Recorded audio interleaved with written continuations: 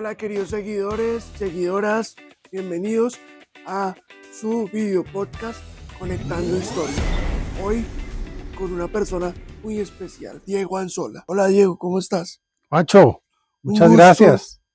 Un gusto estar contigo. Igualmente. Nosotros con Diego hemos tenido acercamientos porque él me ha invitado a su organización a dictar charlas, la Alianza para Cuidadores. Y sabemos que eres Master Coach y fundador de esta alianza. Pero cuéntanos más de ti.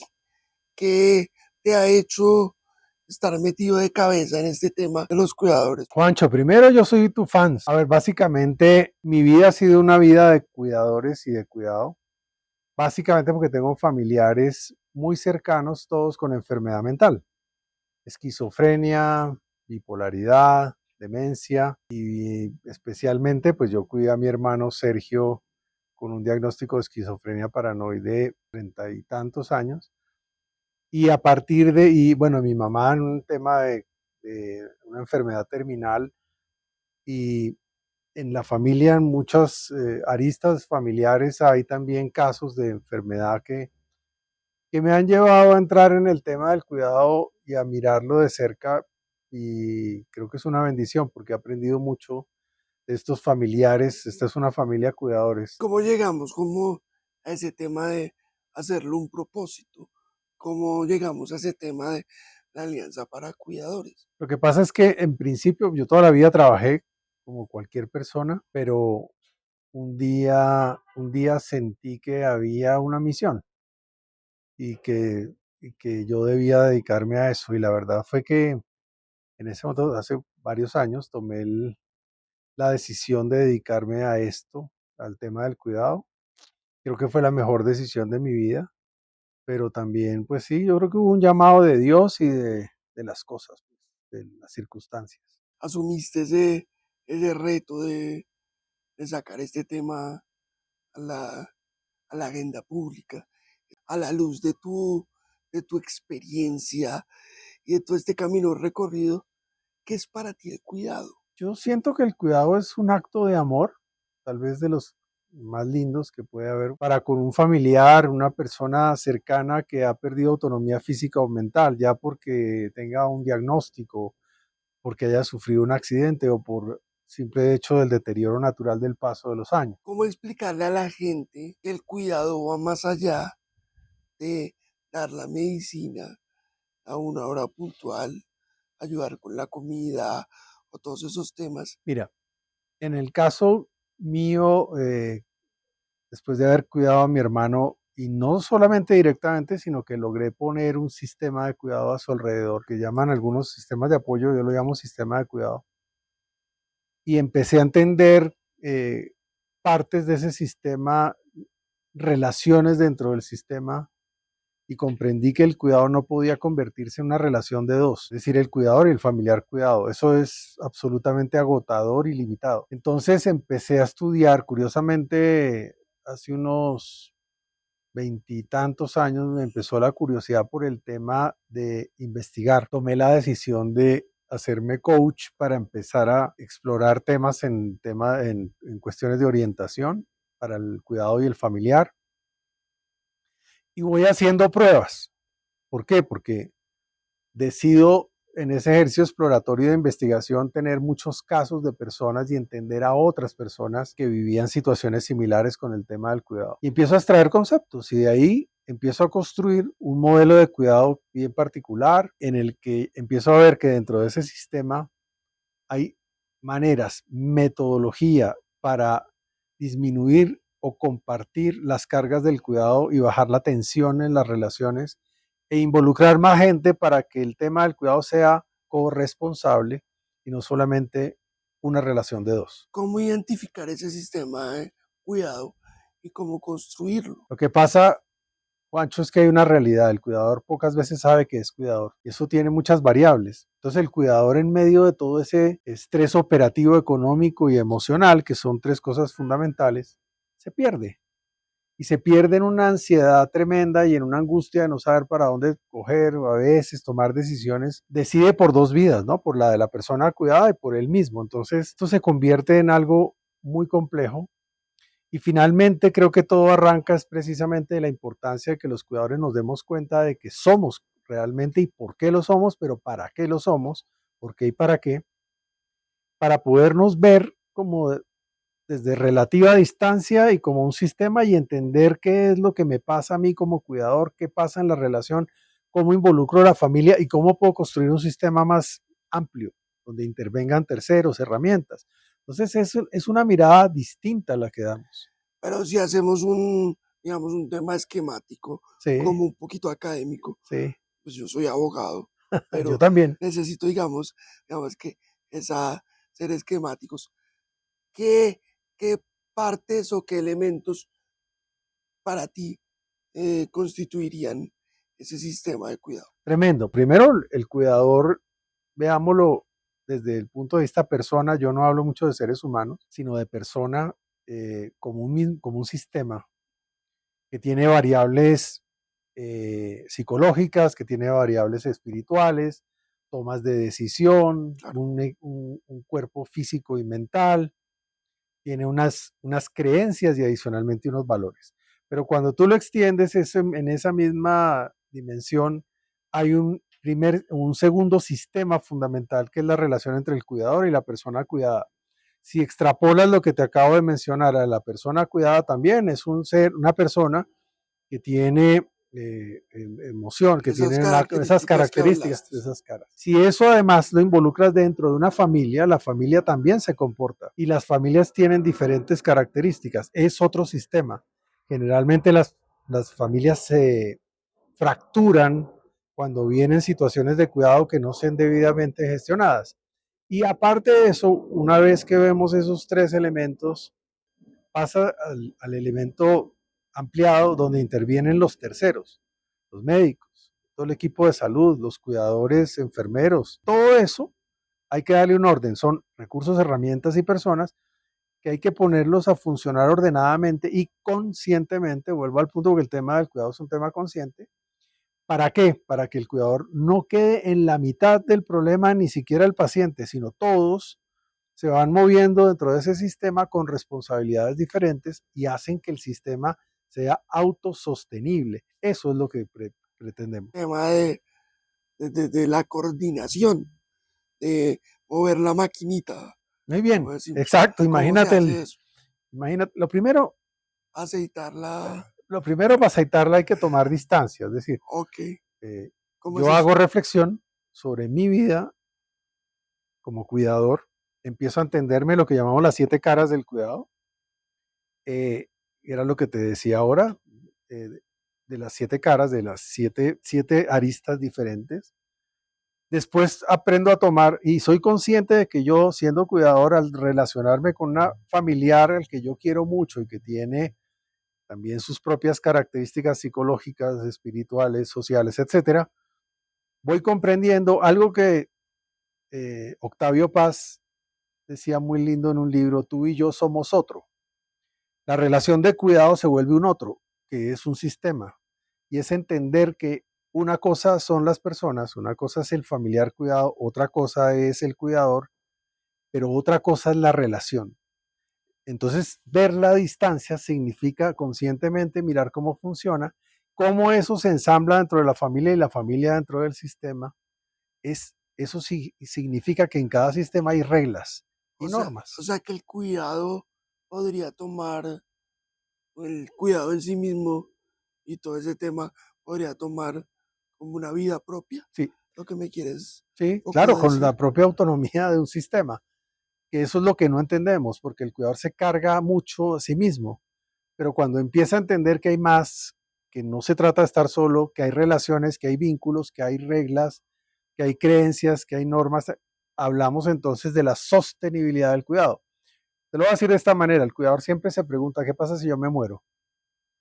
Y esa respuesta no la da nadie, salvo cuando dice, si yo me muero, yo tengo todo estructurado organizado sistémicamente para que esto siga funcionando. ¿Cómo? Bajo esa metodología, bajo esas formas de ver cada uno de los niveles del sistema o subsistemas y entender que eso va a funcionar con o sin él, porque el cuidador tiende a sentirse culpable de muchas cosas, responsable de otras, siempre se está, bueno, no en todos los casos, pero en muchos se sufre. En Y cambio aquí, no. se da como ese, ese personaje, el cuidador superhéroe, Sí. que todo lo puede. Entonces pasa, tenemos dos tipos de cuidadores, ¿no? Los supermanes y los víctimas. Entonces el cuidador se victimiza o el cuidador es superhéroe. El superhéroe trata de resolverlo todo y no permite que nadie se meta. Su principal defecto, por amor, no por mala fe. Pero resulta que cuando entra en momento de conciencia y empieza a ver que existe una posibilidad de darle orden a las cosas, descarga, se baja la tensión, empieza a hacer acuerdos, porque entre otras el familiar cuidado también tiene responsabilidades, así como tiene derechos. El cuidador lo mismo, el sistema lo mismo, la familia igual. Hay metodología para eso, en donde establecemos unas reglas de sistema para poder seguir adelante. Esté yo o no, me voy de vacaciones, no importa. Pero el superhéroe no se va de vacaciones. El superhéroe quiere estar ahí resolviendo lo afectivo, lo económico y lo operativo, el día a día. La cosa tiene que andar, Andar. quien esté. Ese tema también tiene que ver con lo que se extrapola de El burnout. el burnout. ¿Sí? Eso cómo se gestiona a la luz de lo que ya hemos visto de del sistema. Claro, digamos que hay modelos para medir el nivel de agotamiento físico del cuidador. Todos están muy referidos y relacionados pues con el tema mental y el físico, que es lo que yo no creo.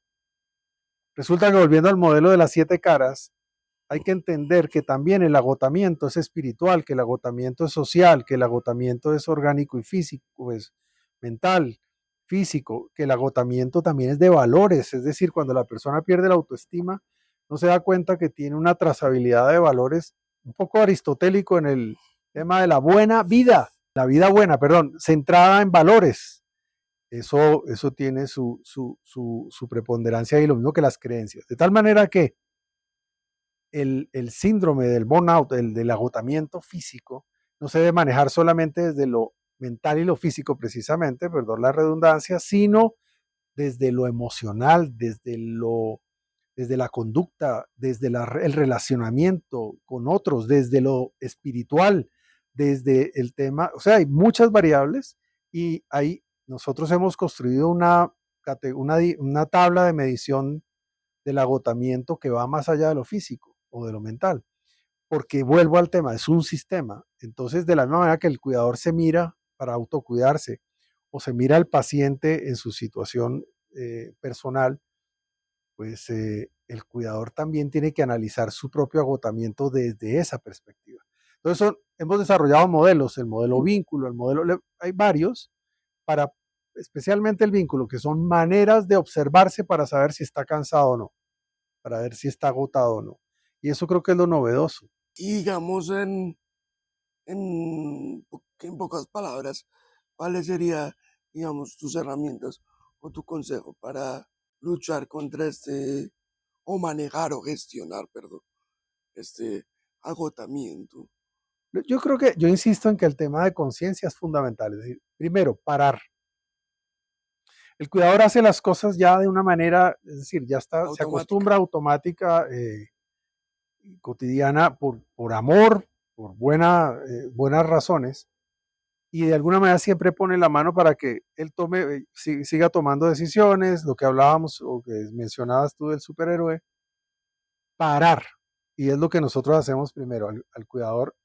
Mira que cuando lo llevamos a las sesiones o cuando hacemos orientación o talleres aún en comunidades, no solamente en relaciones uno a uno, el cuidador cuando se da cuenta de por qué es cuidador, se sorprende, sí, se asombra, cosa que hemos perdido los seres humanos.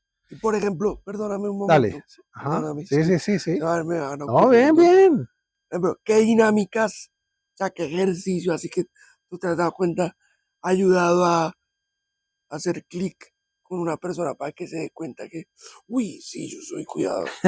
Mira que tiene que ver con el coaching. ¿Por qué llegó el coaching?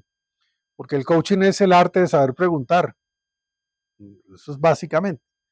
A través de preguntas, ¿sí?, y de plantillas de observación, tú lo logras. Es decir, buenas preguntas con buenos modelos de automedición, lo descubres. Y ahí es ahí donde uno empieza después a hacer un trabajo, pero no el que sugiere uno, sino el que la misma persona reconoce y se da cuenta que debe desarrollar o mejorar.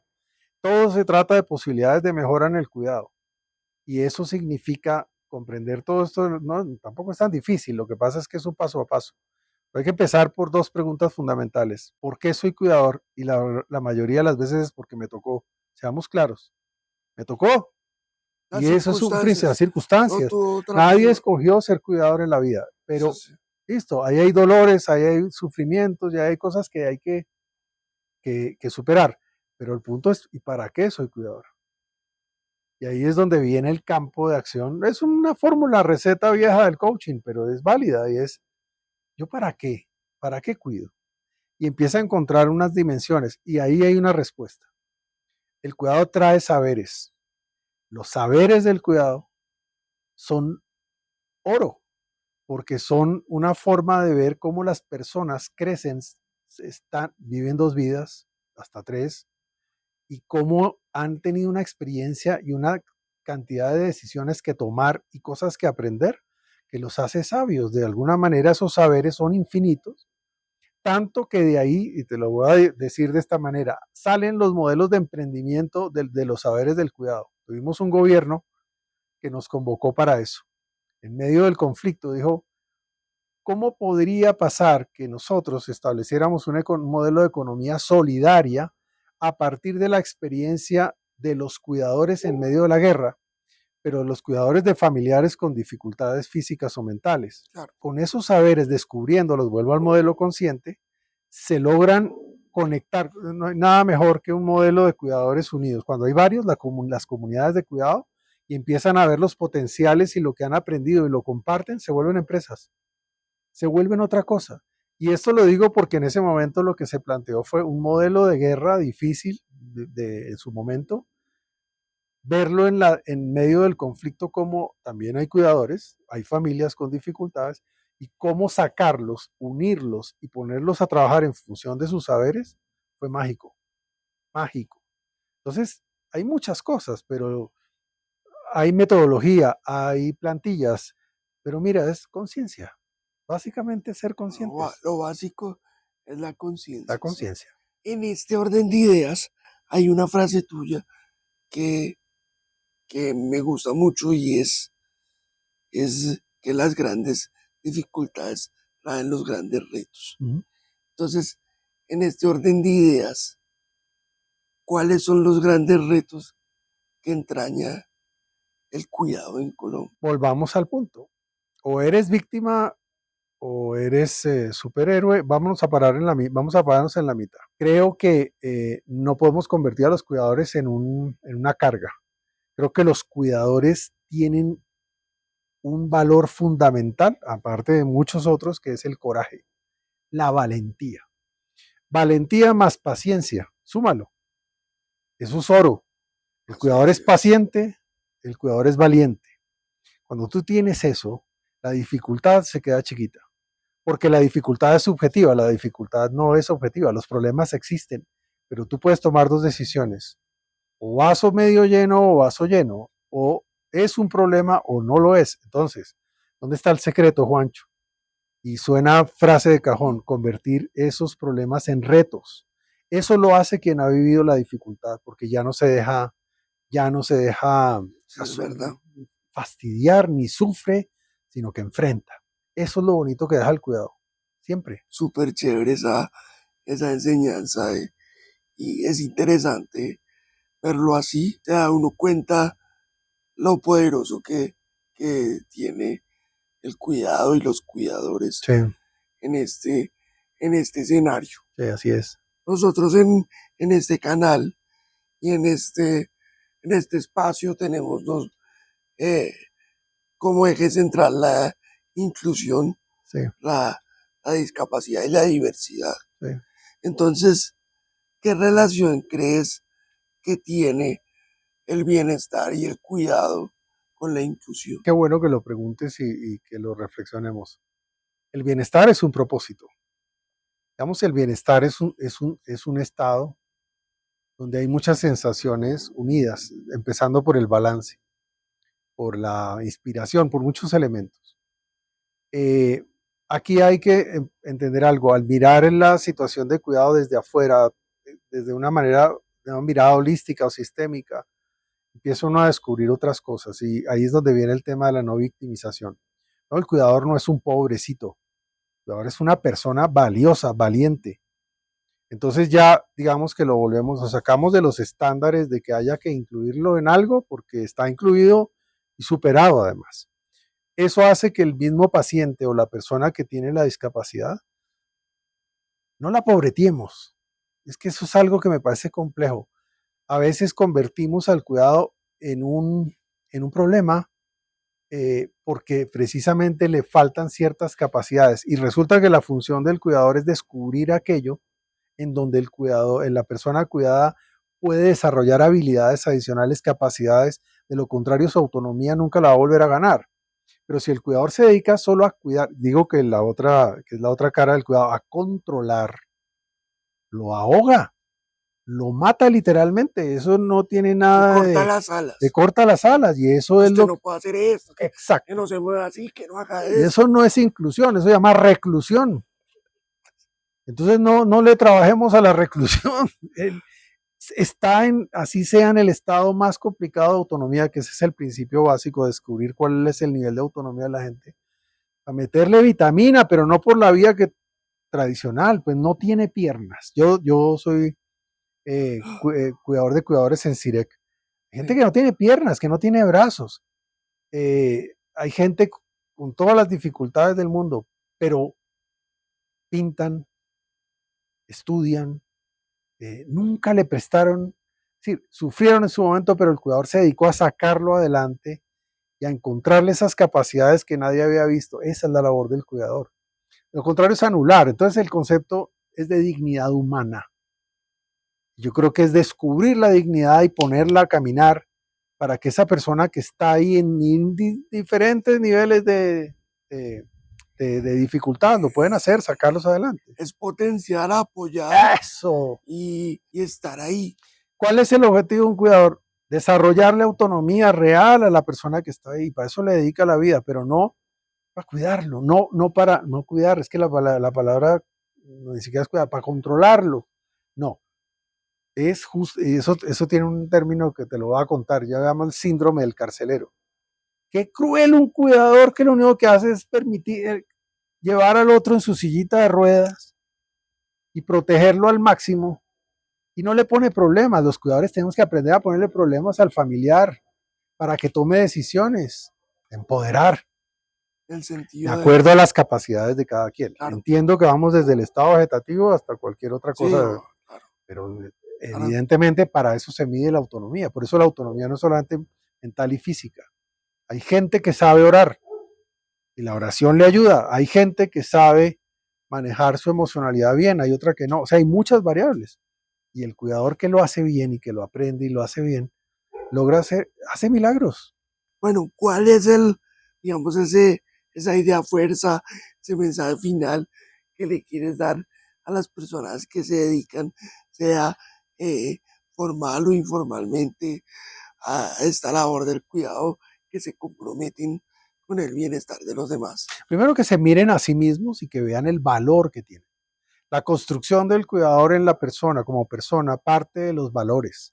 Es el principio básico, es decir, yo soy más que justo, más que responsable, más que paciente. Cojan ahí el Google o la inteligencia artificial, saquen 100 valores y verán 100 valores para el cuidador y repásenlos y se darán cuenta de la riqueza que tienen.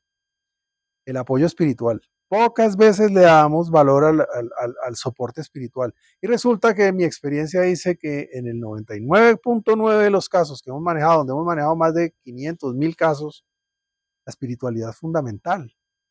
Ahí hay otro soporte importantísimo. tumbar los marcos normativos y las creencias negativas. No, hay que trabajarlas, hay que revisarlas. Hay muchos no. La pandemia nos enseñó a hacer cosas que no creíamos que podíamos hacer, desde hablar por un computador, por Zoom. Hay cosas que se pueden vencer. Y adicionalmente creo que, bueno, hay todas las variables juegan, pero con un sentido. El cuidador vive dos vidas y lo premian doble por su cuidado y por él mismo. Una maravilla.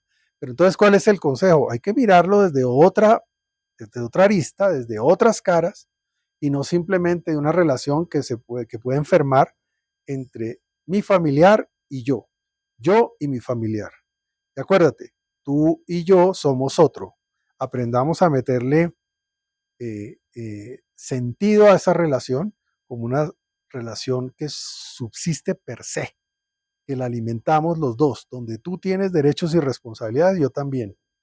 Es un principio un poco, suena a veces curioso, pero es así, es absolutamente sistémica. Muchas gracias a todos.